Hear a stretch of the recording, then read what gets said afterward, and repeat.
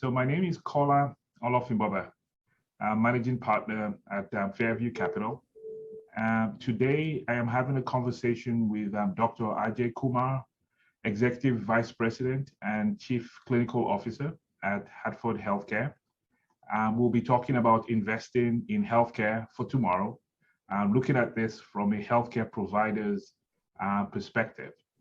First of all, Ajay, thank you very much for taking time to talk to us today.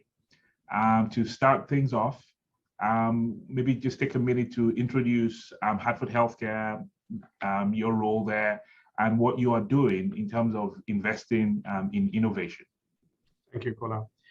Thank you for inviting me to talk about this. My name is Ajay Kumar. I'm Chief Clinical Officer for Hartford HealthCare. Essentially, what I do is managing a lot of clinical stuff around the organization, quality and safety, a fair amount of data and analysis and integration of the data in the work we do in Hartford HealthCare. I work with my colleagues, strategy and finance and other areas to design a better healthcare delivery of model at this time here. I've been with Hartford HealthCare for 10 years. Prior to that, I was at the Cleveland Clinic, and prior to that, I was in England. Innovation has become a kind of a lifeblood for Hartford HealthCare for some time. And I'll talk a little bit about that, but before I do that, let me explain what Hartford HealthCare is all about. So Hartford HealthCare is one of the largest integrated healthcare system in Connecticut, next to Yale. We have about 410 access points through medical group, behavioral health, and other areas in the state of Connecticut. When I talk about the integration within the Hartford HealthCare, we think about it as a continuation of patient journey. From the time the patient actually needs a well visit to our medical primary care model, to a acute visit in the hospital system, to the post-acute visit in the case management, post-acute care, rehabilitation, or at sometimes needs behavioral health care, or elderly care in the rehab or SNF area as well. So we have a spectrum of all care aspects combined, and that creates a Hartford HealthCare. So from the time somebody's born till the time somebody requires end-of-life care, we have a spectrum covered in Hartford HealthCare. A small segment, which is the children-related disease, we work in partnership with the Children's Medical Center in Connecticut. Now, this is an unusual healthcare system which has all segments of organization connected, and we have learned a lot over the time, and the way we think about our organization right now is that how do we position ourselves for the future and making sure that we are ready to take care of what the change in the landscape would look like. And that's where the innovation, our planning and strategy comes into play, and we design our processes according to that. So I'll give you some examples of some immediate issues we have encountered and how we use the innovation mindset to make an impact on our care delivery model. And I'll talk about some areas where we're investing today, which might have a benefit in future. And I'll cover the area where at least our thinking is in future from the healthcare perspective, where we need to position ourselves. So many of you have probably heard from any healthcare professional you'll give you an experience about the COVID and how it has impacted our care delivery model. So I'll give you an example in COVID side here. We were faced with a situation where a lot of patients who required COVID care couldn't get the access in the hospitals, or they got the access in the healthcare. It increased our resource need to manage them as well. So we had created a new program very quickly during this time of COVID, with the patient who came to the hospital with COVID symptoms, who actually did get better while they were in the hospital, but they not quite enough to be able to left alone in the community to a certain extent. And we had options in post-acute care through the home care services. We had options through rehab or SNF services, such as nursing homes, but we also had the option of monitoring them at home. So we worked with a company and created a digital tool to manage their biometric data, their EKGs, pulse oximetry, their vitals, and have a regular touch base every single day with the clinicians to be able to communicate with them. We call this a COVID at home. So COVID management at home. And we managed a lot of patients through that process. I'll tell you the financial benefit part of that and the people benefit part, both sides. The people benefit that we were able to take care of the patients in their home environment, which actually hopefully have a speedier and better recovery, avoiding them to be in the hospital and exposed to other possible complications. The physical side is that we were able to manage the patient with smaller length of stay in acute hospital, manage them, discharge them, or transition them to the post-acute care, and through our hospitalist or physician structure, manage them through virtual means. Now, just one of the example of how the innovation comes into the play here, we had a right partner to work with us, the biometric device company. We had the right infrastructure and IT capability. We had the right individuals who can manage that, and we were able to pilot that out very quickly on that part here. Ajay, was this an off-the-shelf solution that this company had developed prior to COVID, which you then applied, or was this a start from scratch? We have a need, let's figure out what's the technology out there and adapt it to this particular. Right. It was largely a ready-made solution designed by a company, but it needed to be customized to the COVID requirements. So there was some changes were done during that time here. And the company which was in the market was new entrant. It was trying to find a place at the time, looking for some use case examples to be able to establish themselves. So we used a early stage company, customize the model, and work in the clinical setting to optimize that and offer that with idea of investment in that area to be able to, because we think it would be a road ahead for us as we go forward in healthcare delivery model. That's an excellent example. Are there any other things that you're invested in right now, technologically, that you want to highlight?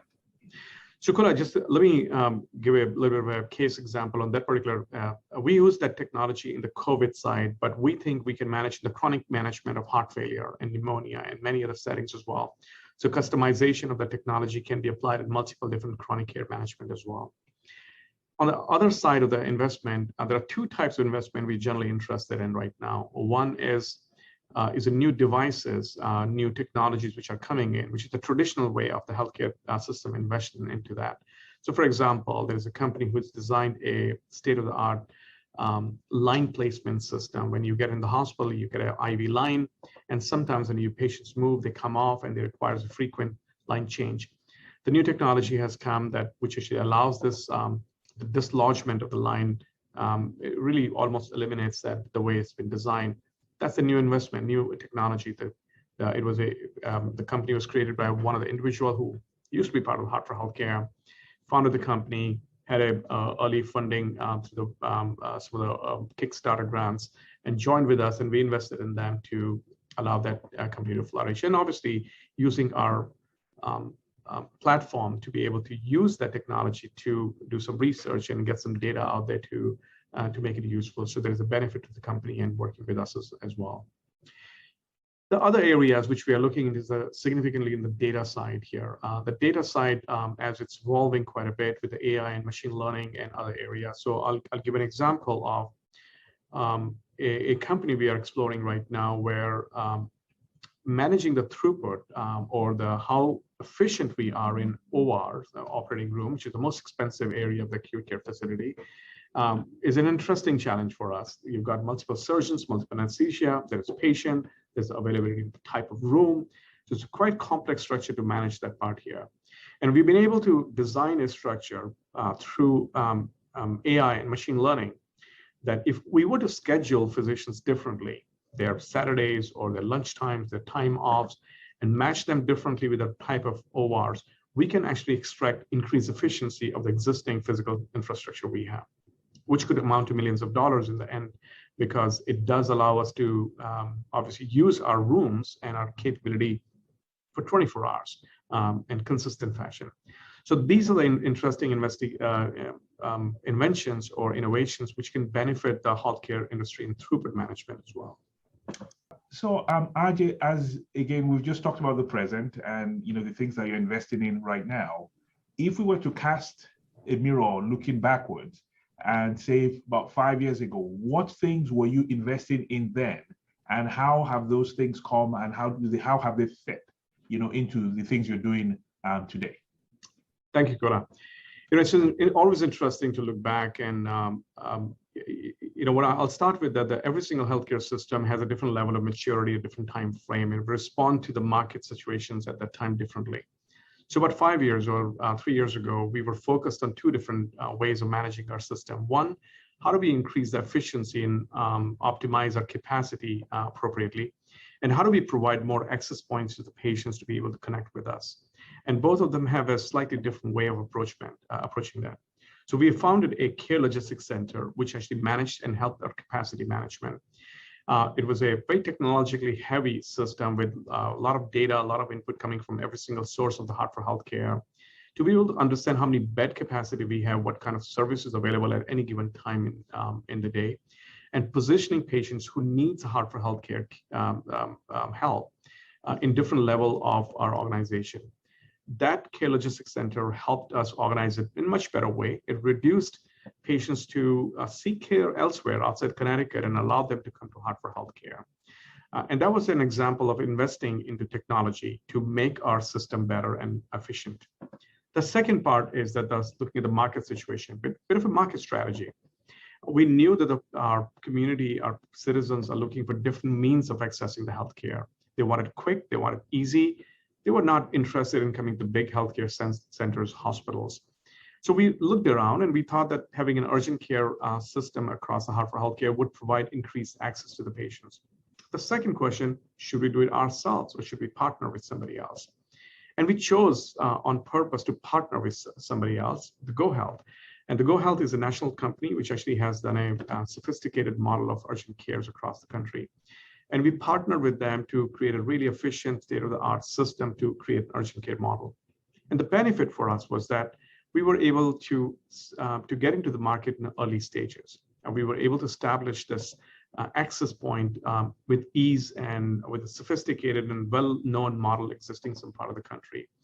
So, we think about our investment in depending on the situation which has been presented to us 5 years ago. That's what our thinking was at that time. Ajay, thank you for this very just illustrative picture of how you invest in healthcare, how you use it to improve your delivery of care to patients, the efficiency of using your resources, and just how that fits into improving the healthcare service delivery chain. Yeah. And this is a very unique perspective, and we appreciate your time today.